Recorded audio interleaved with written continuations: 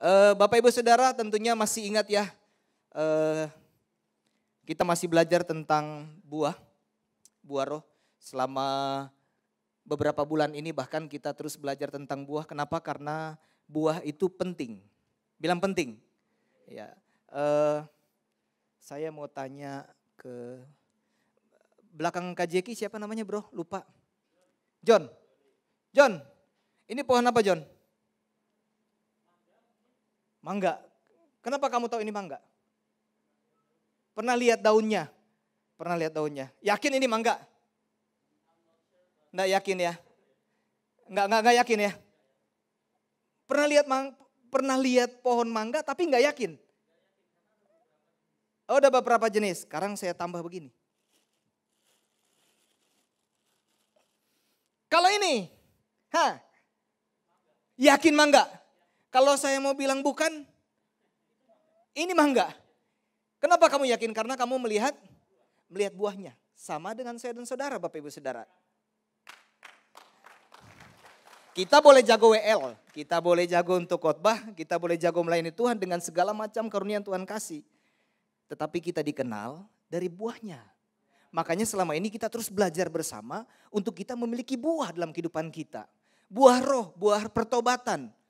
Buah karakter Kristus, setiap kita harus memiliki buah. Bilang memiliki buah.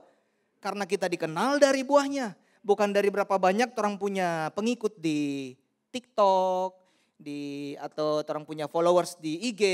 Atau kita dikenal bukan karena kita terlalu sering tampil di Facebook atau apa semua sosial media. Boleh, gak apa-apa. Gak apa-apa, tetapi yang dikenalnya buah apa? Buah apa yang mereka kenal. Oleh sebab itu kita harus belajar untuk memastikan bahwa kita memiliki buah pertobatan. Bilang buah pertobatan. Buah roh. Nah, Galatia 5 ayat 22 sampai 24. Nah, buah seperti ini Bapak Ibu Saudara yang perlu kita miliki. Buah roh ada berapa? 1. Tapi memiliki 9 kualitas atau 9 sifat. Tetapi buah roh ialah kasih, sukacita, damai sejahtera, kesabaran, kemurahan, kebaikan, kesetiaan, kelemah lembutan, penguasaan diri. Tidak ada hukum yang menentang hal-hal itu. Barang siapa menjadi milik Kristus Yesus, ia telah menyalibkan daging dengan segala hawa nafsu dan keinginannya. Kita udah belajar 8 kualitas Bapak Ibu Saudara. Ya, 8 sifat dari buah tersebut.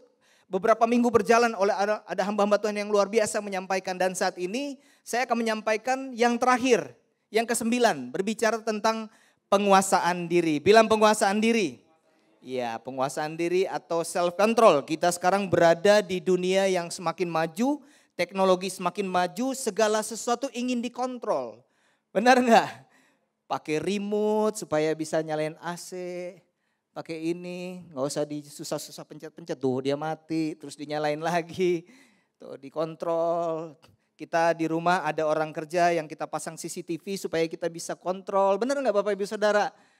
Ada di gereja kita mau pasang CCTV, bukan mau kontrol Bapak Ibu Saudara supaya kalau ada keamanannya lebih terjaga. Ya, semua dikontrol. Ada yang suka kontrol suaminya,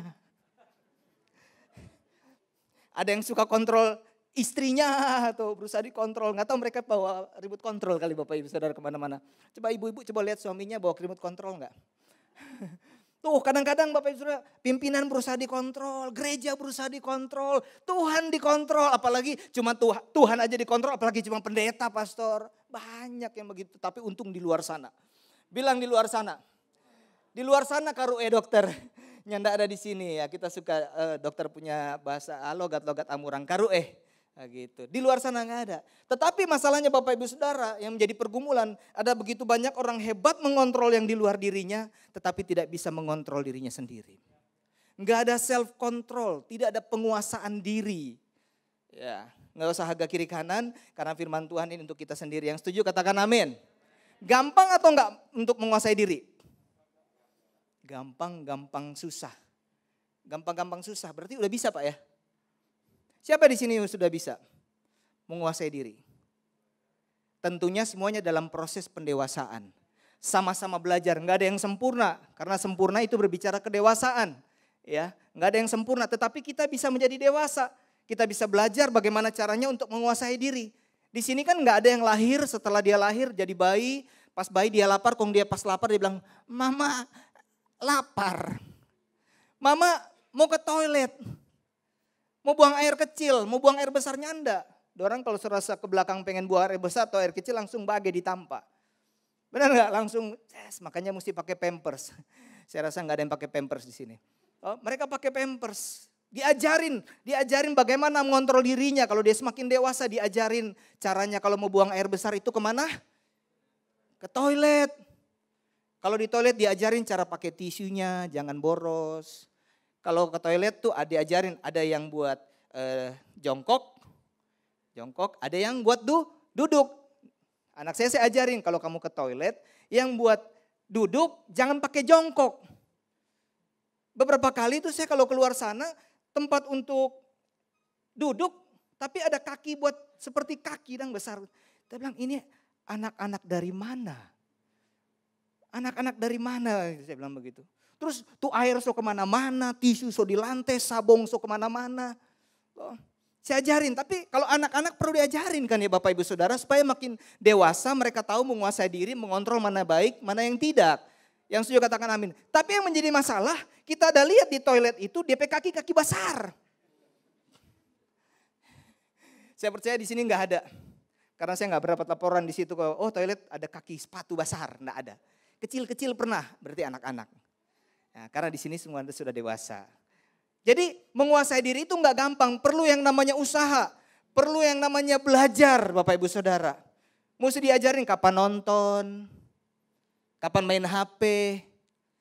Di sini kan nggak ada ya suami-suami, istri sampai bilang stop juga Mbak Uni, stop juga main HP terus. Nggak ada ya. Kenapa? Karena sudah dewasa, bisa mengontrol diri sendiri. Yang setuju katakan amin. Ya, saya lihat ada mata ibu-ibu yang jaga-jaga begini kok. Nyanda katue. Nyanda karue, ya perlu nggak gampang tapi bisa kita bisa belajar mengontrol diri sendiri. Semakin dewasa kita semakin mampu, ya. Lalu dari mana kita bisa tahu orang-orang yang mampu mengendalikan diri, Bapak Ibu Saudara? Kita bisa lihat dari 5 hal. Sebentar kita akan belajar sama-sama, tapi kita paling tidak saya bisa sampaikan secara singkat dulu. Kita bisa lihat apakah orang tersebut bisa mengontrol diri nggak saat dia makan, saat dia minum. Bagaimana cara makannya, cara minumnya. Ini semua Desember. Undangan semua di mana-mana. Orang bisa tahu orang-orang dari cara makan dan minum. Amin. Yang kedua, kita bisa lihat bagaimana orang ini udah bisa mengontrol diri enggak kalau dia lagi marah. Yang ketiga, bisa dilihat dari dia kalau berjalan DP mata itu suka lihat yang seperti apa ya. Dia suka lihat yang bagaimana sebenarnya. Ya, dari cara dia menggunakan uang kita bisa lihat orang tersebut sudah bisa mampu mengendalikan diri atau enggak. Dari cara berkata-kata kita bisa belajar, bisa pelajari. Apa kata firman Tuhan mengenai penguasaan diri? Amsal 16 ayat 32 bilang begini. Orang yang sabar melebihi seorang pahlawan. Orang yang menguasai dirinya melebihi orang yang merebut kota. Bapak Ibu Saudara, Amsal ditulis di masa di mana menjadi pahlawan itu sebuah kebanggaan.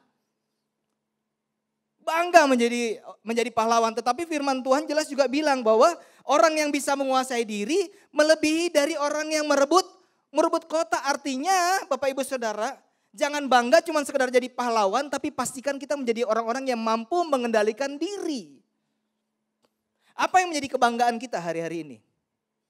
Nah, apa yang menjadi kebanggaan anak-anak muda, istri, suami, seorang pelayan Tuhan, apa yang menjadi kebanggaan?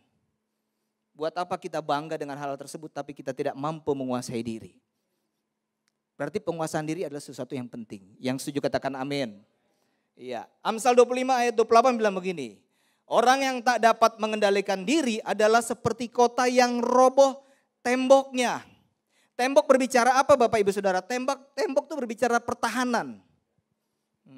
Berarti sebuah kota kalau temboknya rubuh, itu pertahanannya hilang. Nah kalau pertahanannya sudah hilang, gak heran akan datang namanya musuh, akan datang yang namanya gangguan, ada intervensi, intimidasi dari luar. Dia masuk ke dalam kota pada akhirnya Di dalam kota itu akan mengalami kekacauan. Satu saat Nehemia, siapa yang kenal Nehemia? Siapa yang tahu Nehemia? Siapa yang tidak pernah dengar Nehemia? Nah, lalu ini Om Nehe ini, bagusnya panggil apa ya? Om Nehe, habis kalau nama Stephen dulu dia panggil Epeng. Kalau Om Nehemia, panggil Mia nggak mungkin. Panggil He nggak ya udah. Oh iya, jadi Om Nehemia lagi di rumah tiba-tiba datang saudaranya dan melaporkan bahwa tembok Yerusalem rubuh. Dan dia itu sedih banget Bapak Ibu Saudara. Kalau Bapak Ibu Saudara baca dalam firman Tuhan, saking dia sedihnya itu raja bisa melihat kesedihan dia. Dan setelah raja tanya, ada apa? Apa yang saya bisa bantu? Dia bilang bahwa tembok Yerusalem rubuh. Raja kaget. Akhirnya raja bilang sama Nehemia, ya udah. Dia minta untuk pergi, ya Nehemia bilang, boleh kamu pergi. Jangankan pergi, dia dijadikan gubernur Yehuda. Bahkan dikasih modal, dia dikasih kayu supaya membangun lagi. Kayaknya begitu memperhatikan sekali Bapak Ibu Saudara untuk tembok ini bisa berdiri. Penting, kenapa? Karena kalau misalnya tembok itu nggak dibangun, kota Yerusalem akan hancur. Hancur Bapak Ibu Saudara, semua sistem yang dibangun di dalamnya akan terganggu dengan aturan-aturan di luar. Sama dengan kehidupan saya dengan saudara. Kalau dalam kehidupan kita tidak ada lagi tembok, tidak ada lagi penguasaan diri. Jangan heran kehidupan kita menjadi kacau beliau. Pertahanannya udah hilang. Gangguan-gangguan, godaan-godaan akan masuk dalam kehidupan kita. Sehingga hidup kita akan mengalami yang namanya ketakutan, kekecewaan, kekhawatiran. Ada di sini yang sudah mulai ketakutan, kekhawatiran? Nggak ada ya? Nggak ada, berarti temboknya masih kuat. Yang setuju katakan amin. Jangan sampai Bapak Ibu Saudara, kehidupan kita kehilangan penguasaan diri. Ada banyak hal dalam kehidupan kita Bapak Ibu Saudara dipercayakan Tuhan untuk kita bisa nikmati. Untuk kita bisa lakukan. Tetapi hal-hal tersebut kalau kita nggak punya penguasaan diri, kita akan terjebak. Bukan malah diberkati, tetapi kita akan jauh dari Tuhan. Dan pada akhirnya kita akan jatuh dalam dosa. Tuhan yang kasih baik untuk kita lakukan, kita nikmati. Tetapi kita nggak punya penguasaan diri Bapak Ibu Saudara. Akhirnya kita terikat dengan dosa. 1 Korintus 6 ayat 12 bilang begini. Segala sesuatu halal bagiku. Semuanya halal. Ada yang merasa nggak halal? Tetapi bukan semuanya berguna. Segala sesuatu halal bagiku, tetapi aku tidak membiarkan diriku diperhamba. Katakan diperhamba. Diperhamba oleh suatu apapun. 1 Korintus 10 ayat 23. Segala sesuatu diperbolehkan, benar. Tetapi bukan segala sesuatu berguna. Segala sesuatu diperbolehkan, benar. Tetapi bukan segala sesuatu membangun Bapak Ibu Saudara. Yang baik, yang halal untuk kita lakukan, butuh yang namanya penguasaan diri sehingga yang baik itu tidak menjadi salah. Yang setuju katakan amin. Kalau yang namanya salah, ya salah. Dosa nggak butuh penguasaan diri, ya dosa. Tetapi sesuatu yang baik, yang halal, tanpa penguasaan diri akan membawa kita masuk di dalam dosa. Saya kasih contoh. Seks boleh enggak?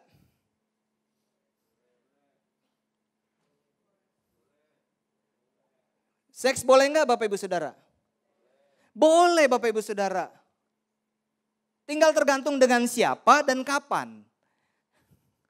Kapan itu berbicara apa? Berbicara di saat kita sudah disatukan di dalam nama Tuhan, diberkati menjadi suami istri, seks jadi kudus. Oh, tetapi kalau belum, berarti seks itu kudis. Benar nggak? Tidak perlu penguasaan diri di sini. Kenapa? Karena memang torang kalau belum menikah, mereka yang belum menikah, saya udah menikah, bukan torang saya maksudnya, torang mereka yang belum menikah, seks dosa, nggak butuh penguasaan diri. Tetapi di saat menikah menjadi pasangan suami istri, seks menjadi kudus, tetapi butuh penguasaan diri. Karena kalau di saat kita menikah, seks menjadi sesuatu yang paling penting di dalam keluarga. Lama-lama kita akan terikat dengan hal tersebut dan kita jatuh dalam dosa. Itu yang menjadi masalah. Seks boleh kalau sudah menjadi suami istri, tapi jangan sampai diperhamba. Bilang jangan diperhamba. Kalau yang belum ya udah pasti nggak boleh. Baik, bagus, tetapi perlu penguasaan diri agar kita tidak diperhamba. Tidak menjadi sesuatu yang mengikat. Akhirnya bukan Tuhan lagi yang lebih besar, tetapi keinginan kita menjadi lebih besar. Amin. Itu baru contoh satu. Ya. Ada beberapa hal yang harus kita kuasai dalam diri kita. Ada banyak sih Bapak Ibu Saudara, tapi cuma 5 aja yang saya mau bagikan. Saya coba sesuaikan waktu. Yang tadi pagi cuma dapat 3 poin. Semoga yang ini dapat 5 poin. Ya. Semuanya antusias? Ya, memang mau duduk diam juga butuh penguasaan diri Bapak Ibu Saudara. Kira mau duduk begini 1 jam kong mau tahan tuh mata yang begini-begini butuh penguasaan diri. Ada begini sih, tuh semua langsung siap. Itu berarti tanda lagi menguasai diri lewat kata-kata pendetanya. Iya, ada beberapa hal Bapak Ibu Saudara. Yang pertama kita langsung masuk di gigi 6. Kita harus menguasai diri soal nafsu makan dan minum. Amsal 23 ayat 19 sampai 21. Saya pakai terjemahan bahasa Indonesia masa kini. Lebih mudah untuk dimengerti. Dengarkan anakku, jadilah bijaksana, perhatikanlah sungguh-sungguh cara hidupmu. Janganlah bergaul dengan pemabuk atau orang rakus. Kata bergaul bukan berbicara nggak boleh berteman ya. Kita harus bersahabat dengan siapa aja. Bergaul artinya kita jangan lakukan apa yang mereka lakukan. Ya, jangan bergaul dengan pemabuk atau orang rakus. Ada rumah makan Rakusen, Bapak Ibu Saudara. Ada tuh yang baru tabakardang di BTS Dakesan lagi, apa sih namanya itu? Dekat Coto Maros. Sebelah kanan itu sebelumnya ada rumah makan Rakusen. Mau masuk situ agak khawatir. Kaget bilang, oh itu Rakusen, berarti yang masuk situ orang-orang rakus tukang lebih. Rakusen, itu bahasa Jepang kute. Rakusen. Atau orang rakus, sebab mereka akan menjadi miskin. Jika engkau tidur saja maka tak lama lagi engkau akan berpakaian compang-camping. Apa arti pemabuk? Kita pelajari lebih dalam lagi. Apa yang dimaksud dengan pemabuk? Orang pemabuk adalah orang-orang yang suka atau biasa minum minuman beralkohol. Katakan suka atau biasa. Suka atau biasa. Minum minuman beralkohol. Memiliki ketergantungan atau diperhamba oleh alkohol sehingga hidupnya berdampak buruk bagi orang lain dan diri sendiri dan banyak membuat pelanggaran. Nah, orang kalau sudah berhamba oleh minuman-minuman beralkohol itu pasti banyak pelanggaran. Lalu apa yang dimaksud dengan orang yang rakus? Orang yang rakus adalah orang yang memiliki perilaku suka menikmati kesenangan atau mengkonsumsi dalam hal ini makanan secara berlebihan. Pertanyaan saya Bapak Ibu Saudara, boleh enggak minum alkohol atau anggur? Malu-malu. Kalau acara tunggu pendeta pulang. Untung di luar sana di sininya enggak ada. Boleh enggak? Pertanyaan nih Bapak Ibu Saudara. Ada yang di depan so ikut pagi-pagi. Boleh enggak minum alkohol sama anggur? Ragu-ragu atau malu-malu? Saya juga mau siapin ini bergumul nih. Oh, jangan nanti pulang kupas ini. Oh, ternyata pastor bilang, pendeta bilang kalau di Gilgal boleh minum. Kalau buat saya boleh Bapak Ibu Saudara. Tergantung dari 3 hal. Ada 3 hal yang saya bedakan. Makan boleh enggak? Oh, yang enggak boleh rakus. Nah, ada 3 hal. Kita boleh minum alkohol atau anggur. Yang pertama, selama itu tidak membuat kita mabuk. Tidak menjadi kesukaan artinya. Akhirnya kita disebut pemabuk. Kalau soal makan kita tidak makan berlebihan. Sehingga kita tidak menjadi rakusen. Seperti yang di dalam Amsal 23 ayat 20 bilang. Yang setuju katakan amin. Di ayat yang baru kita baca itu tidak ada larangan. Gak boleh jadi orang minum gak boleh. Yang disebut di situ bicara pemabuk dan rakus. Ya. Yang kedua, ya foto. Yang kedua, selama itu sebatas untuk kesehatan boleh. Paulus pernah suruh Timotius minum. DP minuman suruh tambah anggur. Kenapa? Karena dia lagi bermasalah dengan perutnya Bapak Ibu Saudara.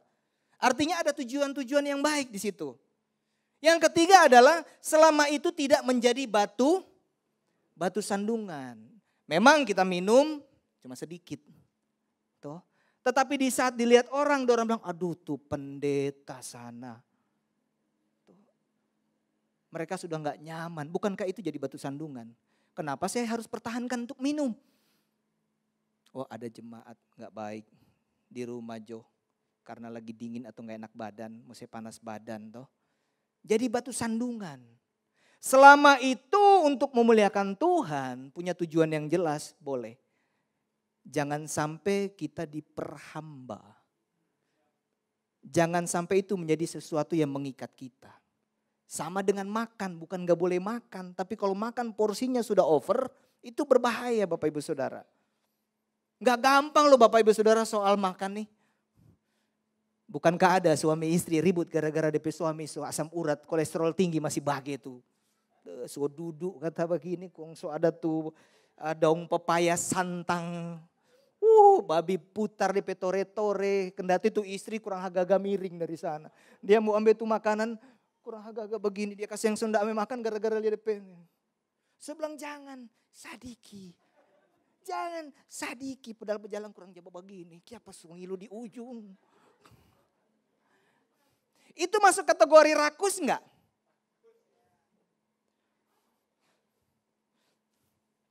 Bapak Ibu Saudara bergumul juga sampaikan. Saya berani sampaikan ini karena saya juga belajar menahan diri. Sudah 3 minggu ini saya terus olahraga.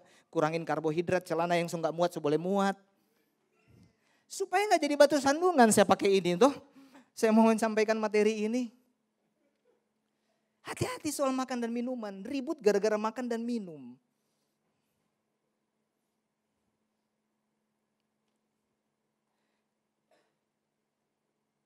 1 Korintus 6 ayat 13a.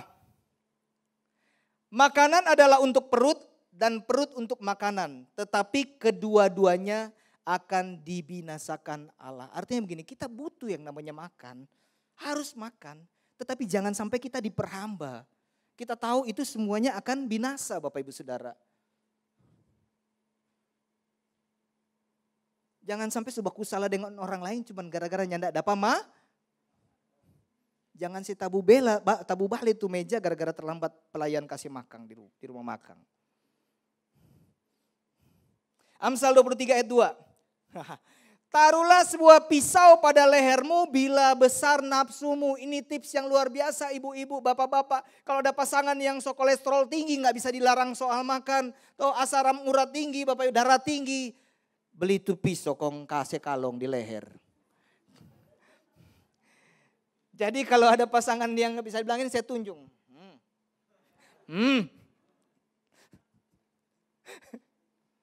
Ini luar biasa loh Bapak. Disuruh bunuh diri kah kita oleh firman Tuhan? Enggak, ini sebuah warning gitu. Bahwa mengendalikan diri itu sesuatu yang penting. Soal makanan. Ya. Yang kedua. Yang perlu kita kuasai dalam kehidupan kita adalah kita harus menguasai kemarahan kita atau amarah kita. Amsal 29 ayat 22. Si pemarah menimbulkan pertengkaran dan orang yang lekas gusar banyak pelanggarannya. Yang suka marah, pemarah itu yang suka. Ya. Pasti banyak pelanggaran. Saya pernah membaca sebuah artikel Bapak Ibu Saudara. Ada seorang ayah karena dia marah sekali kepada anaknya, dia emosi lalu dia pukul dia punya tangan, anak punya tangan terus patah. Setelah itu, setelah dia besar, dia tanya sama papanya, "Pah, kenapa so sampai mesti pukul kong patah tapi tangan?" DP papa tuh sakit sekali di sini. Penyesalan yang terbesar buat dia. Dia so minta maaf sama anaknya so ampuni. Tetapi tahu gak Bapak Ibu Saudara, harga yang harus dibayar oleh seorang anak cuman karena papanya emosi berlebihan. Tangannya so patah. Ada beberapa kali saya ketemu dengan sahabat masuk penjara gara-gara apa? Istri dia pukul. Kembali saling mengampuni tetapi so luka di sini. Yang namanya luka Bapak Ibu Saudara bisa sembuh. Tetapi ada bekas. Perlu waktu. Kalau mau murni dia bersih total, perlu Tuhan untuk memulihkan DP hati. Jangan sampai kita cuman gara-gara emosi yang berlebihan, kita melukai orang yang kita kasihi, yang kita cintai, yang kita sayangi, orang-orang sekitar kita. Dan pada akhirnya akan menyakiti diri sendiri. Ada yang berakhir, puji Tuhan dipulihkan. Ada yang masalah gak terlalu besar, beberapa kali juga saya dengar cerita, bahkan ketemu dengan masalah suami istri, masalahnya kecil. Cuman selalu diselesaikan dengan emosi yang berlebihan. Akhirnya apa? Bercerai. Masalah yang bisa diselesaikan bukan masalah yang besar. Ujung-ujungnya apa? Saling menyakiti. Oleh sebab itu penting kita untuk menguasai diri kita. Amsal 21 ayat 19 bilang begini. Lebih baik tinggal di padang gurun daripada tinggal dengan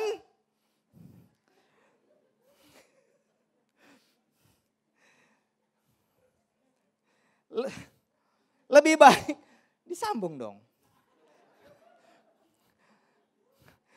Bapak-bapak, biar aja pastor apa-apa kuat. Lebih baik tinggal di padang gurun daripada tinggal dengan perempuan yang bersuka bertengkar dan pemarah. Ini menjadi sumber Bapak Ibu Saudara. Ini langkah awal untuk terjadi kekacauan di dalam keluarga. Ini gak cuma bicara soal gender. Bukan bicara soal gender perempuan. Tapi gak tahu kenapa saya takut mendefinisikan kenapa jelas sekali dikatakan perempuan gitu di sini. Saya cocok mau kupas lebih dalam, waktunya pendek. Mungkin ibu-ibu yang kurang nyaman ketemu saya. Nanti kita ngobrol. Apa ini kok jelas-jelas kata perempuan. Ya. Jadi pastor orang gak boleh marah. Boleh.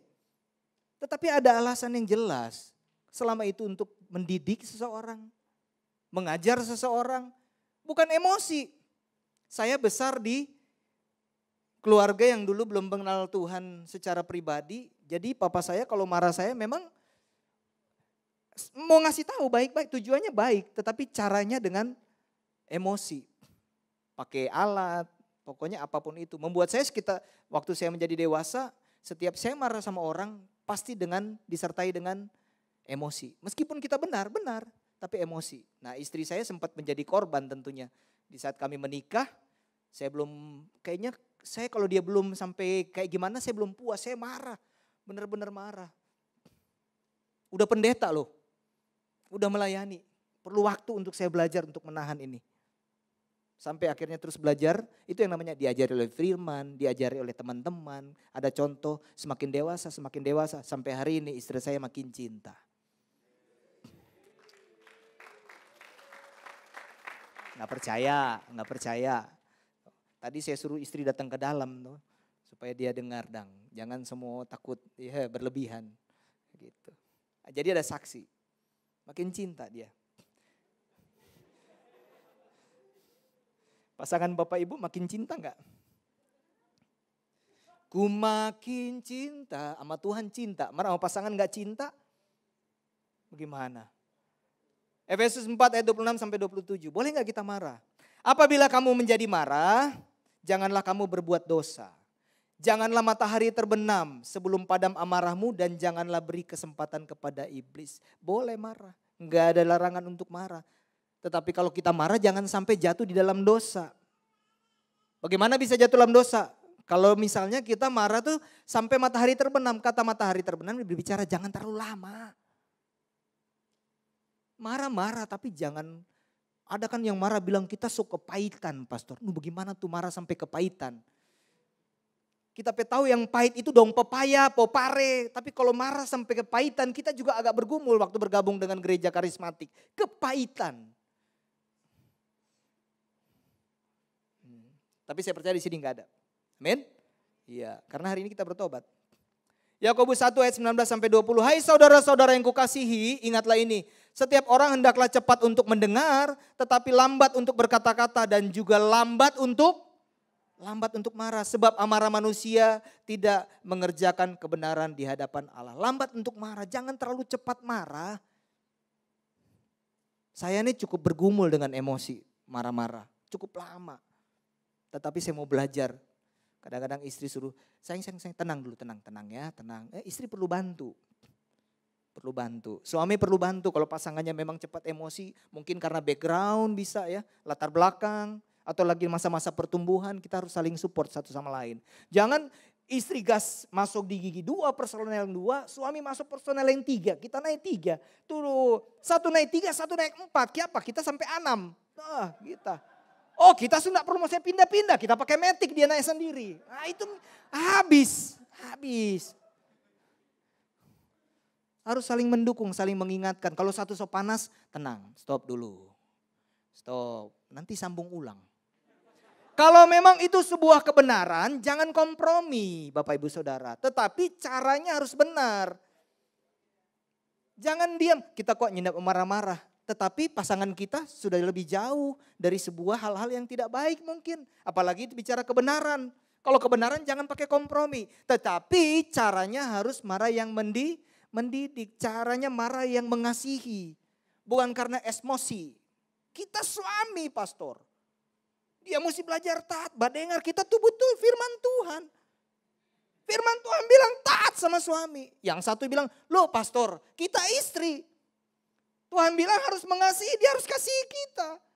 Dua-dua pakai ayat, pastor so bingung kita pakai ayat apa dan terpaksa pastor bilang kita berdohor apa. Setiap kemarahan tarik dalam, marah nggak bisa diusir. Yang diusir tuh setan. Marah nggak bisa diusir. Ya, yang ada yang bisa kendalikan diri. Yang setuju katakan amin. Amin. Yang ketiga, semoga sampai di poin terakhir. Semuanya masih antusias, masih mau belajar? Kalau enggak saya stop sesuai waktu.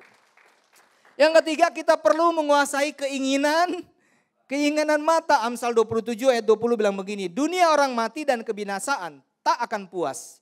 Demikianlah mata manusia tak akan puas. Makanya seringkali Bapak Ibu Saudara udah menikah puluhan tahun seorang suami itu kadang-kadang sulit menahan keinginan mata.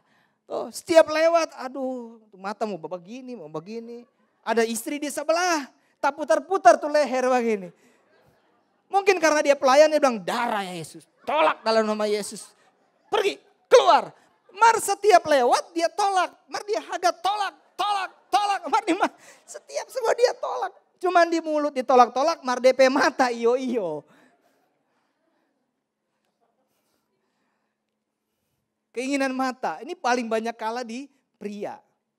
Kenapa? Memang pada dasarnya kebutuhan pria soal yang begitu itu nomor 2. Seks itu bukan bicara soal hubungan intim. Jadi mudah sekali dorang begitu-begitu. Dorang maksudnya. Yang begitu mah gak bisa ya dikuasai ini diri. Ini ada mata no. Itu. Hati-hati Bapak Ibu Saudara kalau Bapak Ibu Saudara pergi ke pantai. Kalau pergi ke Bali. Lalu suami Bapak Ibu Saudara pakai kacamata hitam dengan alasan silau. Hati-hati. Kong dia suka pakai kacamata yang besar. Dia tak tutup saya kiri kanan dang. Buat apa? Itu bahaya sekali. Kemarin orang ada ke Bali oleh berkat Tuhan. Bapak. Ada satu pasang. Dia suami pakai kacamata hitam. Kita dari jauh udah lihat. Anak pakai kacamata hitam. Maksudnya apa ini? Agak-agak. Tak cari lihat DP mata jangan mendelik dari mana. Kalau dari muka kan nyendak kentara toh Bapak Ibu Saudara. Tapi dari samping kentara. Dia ada begini-begini. Kong orang ada pikute. Oh haleluya. So duduk di pantai sebeli kacang. Agak-agak gini. Pura-pura nyandak lihat mereka basai begini. Tak mau lihat yang pakai kacamata hitam. Kemana mereka punya mata tertuju? Ada istri di sebelah. Mar puji Tuhan aman. Aman.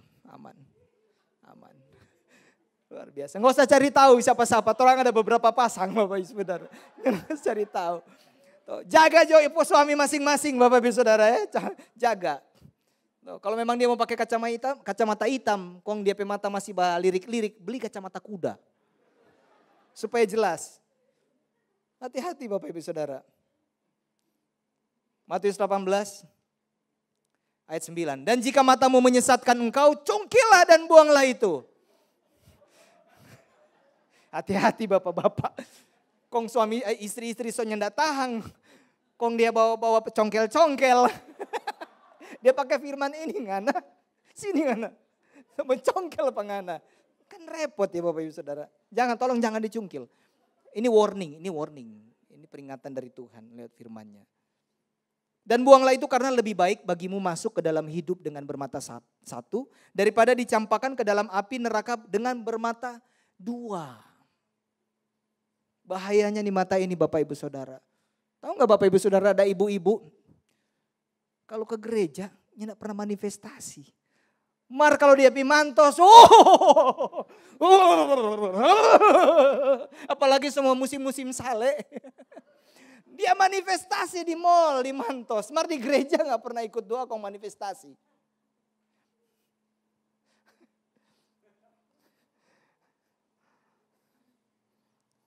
Yang setuju katakan amin. Gak usah cari ingat siapa dia. Gak usah cari ingat. Orang sadar diri karena firman Tuhan untuk kita masing-masing ya. Matius 6 ayat 22-23. Mata adalah pelita tubuh. Jika matamu baik, teranglah seluruh tubuhmu. Jika matamu jahat, gelaplah seluruh tubuhmu. Jadi jika terang yang ada padamu gelap, betapa gelapnya kegelapan itu. Artinya betapa pentingnya mata ini untuk kita kendalikan. Kuasai mata kita. Karena kehidupan kita sangat berpengaruh dengan apa yang kita lihat. Dari keinginan-keinginan mata kita. Dari mata apa yang kita lihat kita akan pikirkan, berpengaruh di pikiran. Apa yang kita pikirkan itu yang kita lakukan. Kenapa terjadi kejadian-kejadian ada pemerkosaan. Anak-anak SD, anak SMP bisa perkosa sesama temannya. Karena yang dilihat porno terus. Dia lihat porno. Ada di pikiran tertanam. Dia coba praktek sama temannya. Hati-hati anak-anak. Yosua sempat suka yang bermain film game Dota ya. Apa tuh yang pukul-pukul, lari-lari pukul-pukul. Ya, lalu dapat informasi dari guru mereka bermainnya mulai pukul-pukul karena melihat yang begitu. Jadi kami waktu itu langsung larang untuk main-main kasih nonton yang begitu-begitu. Hati-hati, kita bisa introspeksi sebenarnya kenapa kehidupan kita hari-hari ini kelihatannya gelap. Mungkin kita salah melihat. Kita tidak mengontrol mata kita. Keinginan mata kita tidak dijaga. Butuh penguasaan diri. Bilang penguasaan diri. Yang keempat. Menguasai penggunaan uang. Saya mau pakai video ini.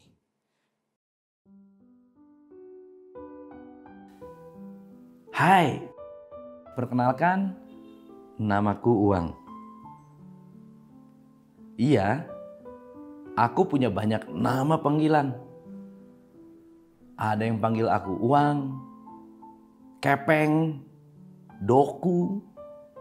Ada juga yang panggil aku Angpau.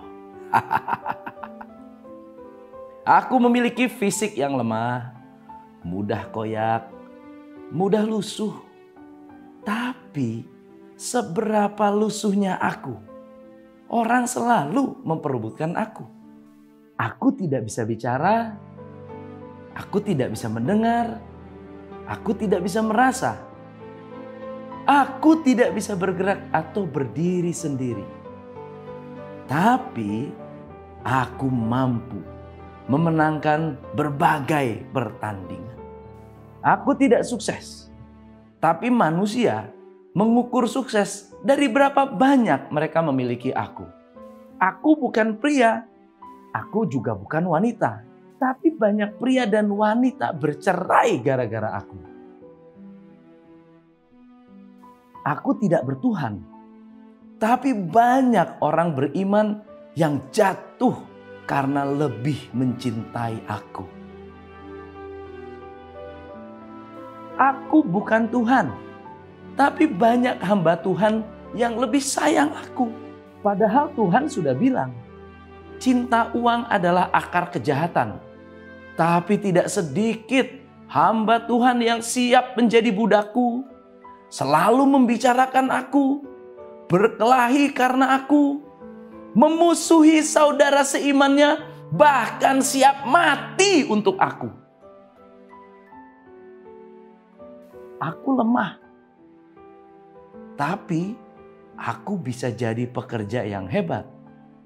Anehnya, banyak orang lebih suka aku tidur istirahat, diam di bawah bantal,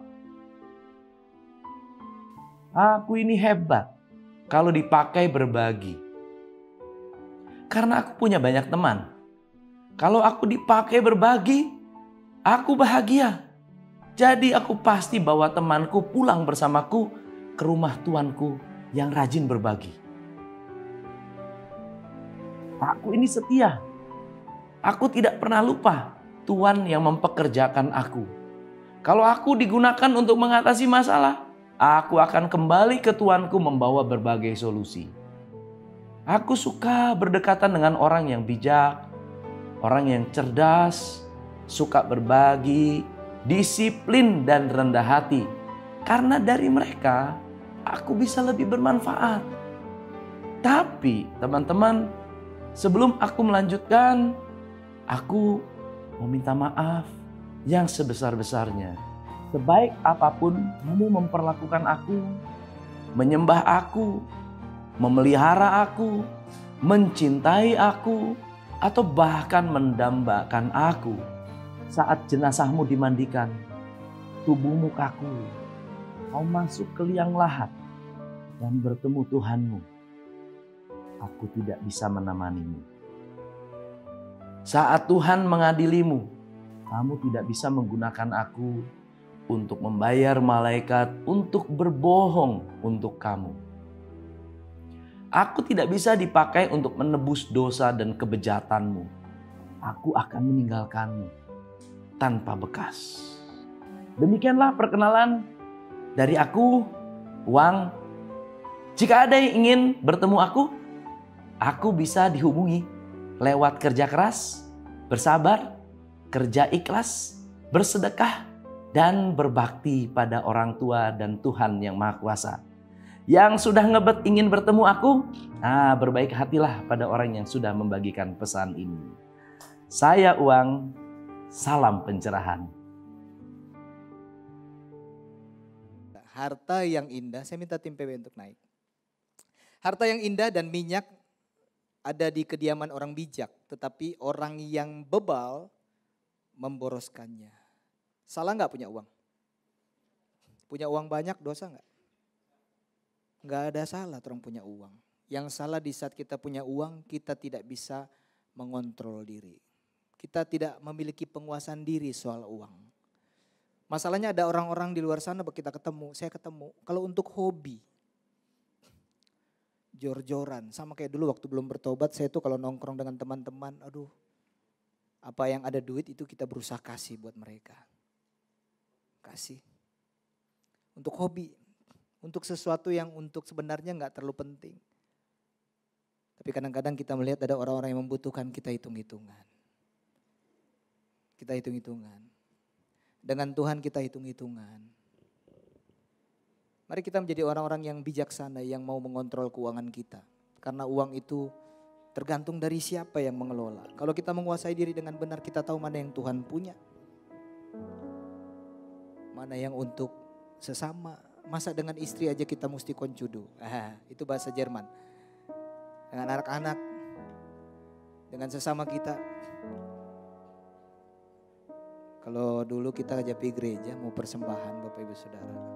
Gak berusaha untuk menyinggung tiba-tiba Bapak Ibu harus isi banyak. Isilah sesuai hati. Tuhan gak melihat nominal, dia lihat hati. Tapi kadang-kadang saya bilang dulu, saya kalau mau keluar, mau beli kasih persembahan karena kantong ada 3 atau ampa, kita pica dulu.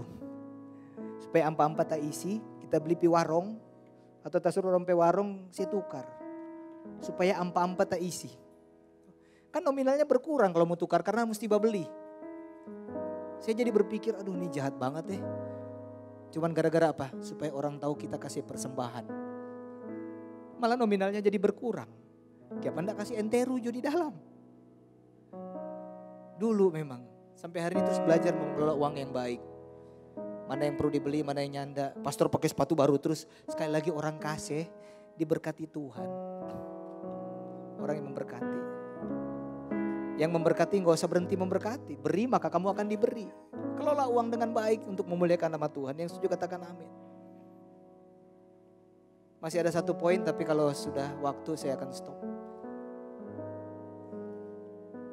Saya langsung di poin bagaimana caranya kita dapat memiliki penguasaan diri. Tadi kita belajar ada 4 hal yang mesti dikuasai. Ada banyak hal. Caranya adalah kita bukalah Galatia 5 ayat 24 sampai 25.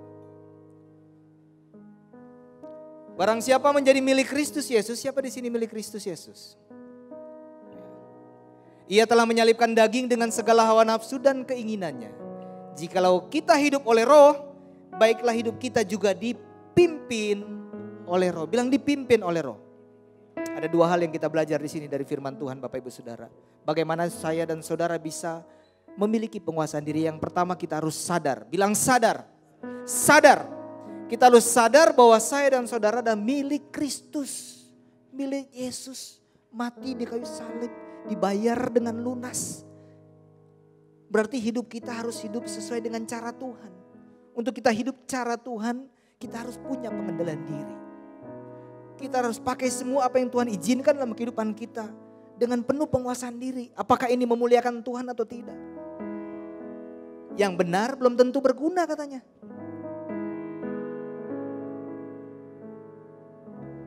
Pakai semuanya itu Bapak Ibu Saudara untuk menerima Tuhan. Yang pertama kita harus sadar kita milik Tuhan. Yang kedua kita mau dipimpin oleh Roh Kudus. Roma 8 ayat 13. Sebab jika kamu hidup menurut daging kamu akan mati. Tetapi jika oleh Roh kamu mematikan perbuatan-perbuatan tubuhmu, kamu akan hidup. Bapak Ibu Saudara, mau dipimpin oleh Roh Kudus. Hari-hari ini saya semakin berusaha doa Tuhan minta bahwa saya semakin dekat dengan Roh Kudus. Karena saya tahu tanpa tuntunan Roh Kudus saya gak akan mampu mengendalikan diri ini. Kedagingan ini terlalu besar, terlalu kuat. Gak ada satupun manusia yang bisa mengontrol diri tanpa mengandalkan Tuhan. Gak bisa. Yang menjadi masalah kita sekarang ini dekat dengan Tuhan atau enggak. Masih ada waktu deep dengan Tuhan enggak? Bangun pagi kita berdoa. Ada pastor kita bangun pagi minta Tuhan lindungi, Tuhan jadi satpam. Tuhan jadi cuman buat jaga-jaga perjalanan kita satu hari. Yang saya maksud ada duduk di mana kita bisa duduk diam, kita menyembah, kita merasakan kebaikan Tuhan, benar-benar di jamaah Tuhan kita bisa nangis. Waktunya gak sempat Bapak Ibu Saudara di mobil, di jalan, saya pernah praktek kok, di motor aja bisa kita menyembah Tuhan. Deep dengan Tuhan, karena bicara dekat dengan Tuhan bukan waktunya lama atau dekat atau di mana, tapi bicara tentang hati ini connect dengan Tuhan. Di saat kita merasakan kebaikan Tuhan begitu luar biasa. Roh kita dibangkitkan. Beda orang yang melakukan segala sesuatu mengandalkan Tuhan apa enggak. Beda orang yang menyanyi, yang memuji Tuhan. Dekat dengan Tuhan atau nyanda.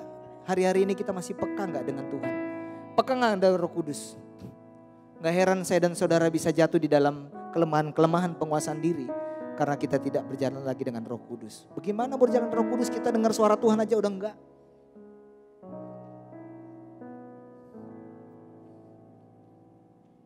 Kita belajar bersama Bapak Ibu Saudara. 1 Petrus 4 ayat 7. Kesudahan segala sesuatu sudah dekat. Sudekat. Seperti mata air sudekat.